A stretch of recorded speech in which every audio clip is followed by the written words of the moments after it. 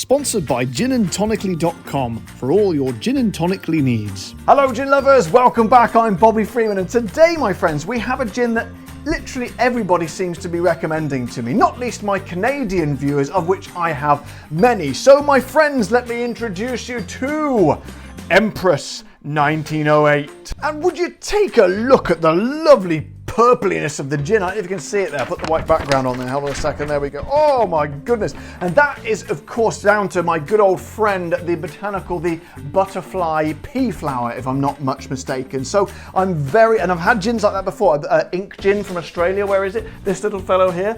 Also made with butterfly pea flower, and it was absolutely exceptional. So I'm very much looking forward to trying this little fellow for you today. But before we do so, as always, thank you very much to my wonderful, brilliant, beautiful and charming sponsors, ginandtonically.com. So let's see what they have to say for themselves on the website, shall we? Now, as you know, I do like to do the accent from where the gin is from, and today it's from Canada. And I suppose, to be honest, to us British people, Canada and America sounds the same, but I'll do my best to kind of sort of a Canadian twang on it. So here goes. Handcrafted in copper pot stills, Empress 1908 gin is a collaboration between Victoria Distillers and the legendary Fairmont Express Hotel, Victoria. On top of the traditional botanicals, we add a signature blend of black tea, served at the Empress Hotel, and butterfly pea blossom, an exotic herb that balances the traditional citrus notes in gin with a warm herbal earthiness and gives the gin its natural indigo color. Empress 1908's combination of exquisite taste, delicate aroma, soft texture, and remarkable presentation provide the perfect base for a new aesthetic of cocktail creation and enjoyment. Well, that sounds bloody good to me. I have heard enough, my friends. So let's get the old top off, shall we? And what is this in the top of the bottle? I do believe it's a cork, so we know what that means. It's the cork test. The cork test. So then, let's try for the squeak. Here we go. Oh, we get a squeak. I don't believe it. We never get squeaks. Hang on. Beautiful, beautiful work on the squeak test. I'm very, very pleased. Let's go for the full pull. Here we go. Oh, a hearty pull. Excellent. That's the best cork test we've had in ages. Top works, Empress, straight away on the cork test and the squeak as well. Very pleased. Excellent start. So then, they passed with flying colours on the cork test, so can they pass the sniff test? So, look at that. Oh, it's not purple. Oh dear, it's a dirty pour. I've got some on the table. Never mind, doesn't matter. So, I was just saying that it's not actually purple at all. If you look there, oh, it's actually blue, a blue gin. I like it. Now, let's get a bit of a sniff, shall we? Hang on. Oh, it's a deep, fulsome, sort of earthy and sort of laden down with this. Made me talk like this. I don't know why it's made me talk like a 70-year-old woman from the East End of London, but bloody hell, it's just thick with aroma, sort of floralness, and then sort of bits of zesty and like an earthy woodiness in there as well. This is going to be a big, big flavoured gin, I think. So let us fanny around no more, my friends. Let us introduce the tonic. I don't know why you did that in a Scottish accent, because it's from Canada. Now then, with the other gins that had butterfly pea blossom or flower, whatever it is, they actually changed colour when we put the tonic in. So let's try that, shall we? Here we go. Oh yes, look at that, that's amazing. Look, it's gone to a purpley pinky colour, that's awesome. They don't even purport to be a sort of a colour change in gin really, but that's the best colour change in gin I've had. Awesome, awesome. Right then, my friends, no more dithering and dathering around. What's dathering? A bit like dithering, but slightly more flamboyant, I think. So my friends, I say to you, 1908? Yes, Empress 1908 gin. Cheers.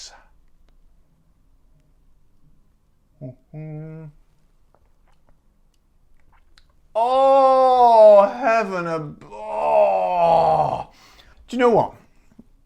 Sometimes I like a lot of gin. I like a majority of the gins I try because I like gin. But occasionally you get something that is just very, very special. And I think we might have come across one of those gins again, because that, my friends, it's exactly like the smell was. It delivered. What really annoys when a gin doesn't deliver on the smell, and this one totally does. It's just fruity, but sort of earthy and kind of sort of a little bit of spice in there as well. But floralness is literally a bag of everything. It's a jam-packed bag of every single flavour, not every single flavour, but pretty much every flavour you'd ever want in a gin. And yes, it does remind me a lot of the Ink gin, as you'd imagine probably if they'd got that butterfly pea blossom or flower, whatever it is. I mean, look at them, they're kind of identical in colour, aren't they, really? But it's a shame because this one's not really readily available around the world. I don't believe so anyway. But Empress is, I wouldn't call it I kind of would call it mainstream. It's available in all supermarkets as well. And for some reason, I've seen this sort of hang around on the shelf several times. I think I've spilled some down the side, that's a shame. Several times when I've been to the supermarkets, but for some reason, I've just never bought it. I don't know why. I think it was like a violet. I thought it was a violet flavoured one. Now, I'm not a big fan of those Palmer Violet, whatever flavoured gin, but I'm so glad to everyone who has suggested this, because that is absolutely just, I could drink this. I could happily sit here and drink that whole bottle, but I won't because I'll be dead.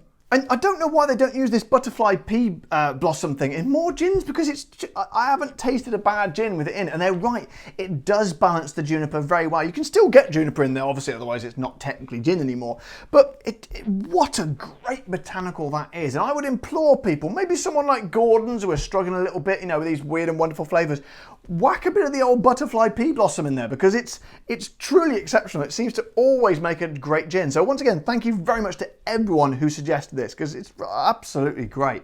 So how much is it going to set me back, I hear you ask? Well, it's not a cheap gin, I'm afraid, my friends. It is at the more expensive end of the market. It's about, it varies depending on where you get it, but here in the UK, it's around about the £35 mark. That works out about $44. And as soon as it's from Canada, I'll do it in Canadian dollars as well. That is 59 Canadian dollars and 38 euros. So that is towards the more expensive end. And I wouldn't call them, usually I say, pay a bit more, fair enough to push that bracket if it's a smaller distiller.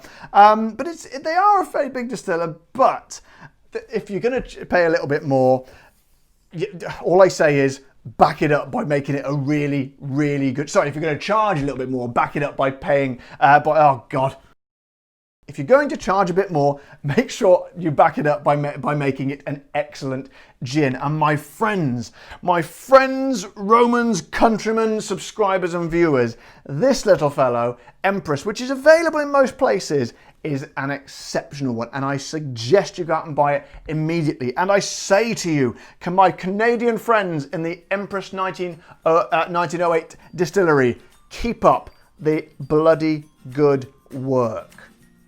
So my friends, if you're thinking to yourself, I want something a little bit different, something that looks a little bit kind of funky and cool on the shelf, and something that's a little bit out of the normal, but at the same time something that is exceptional, you could do a lot worse than going for the old Empress 1908. As always, if you've enjoyed this video, please express that enjoyment by subscribing to my channel and pressing the like button, and of course heading over to my Patreon page where you get the chance to be a supporter of the show and have your name on the credits. And again, thank you very much to my wonderful sponsors, ginandtonically.com. But until next time, guys, I'm Bobby Freeman. Stay safe and keep drinking the gin.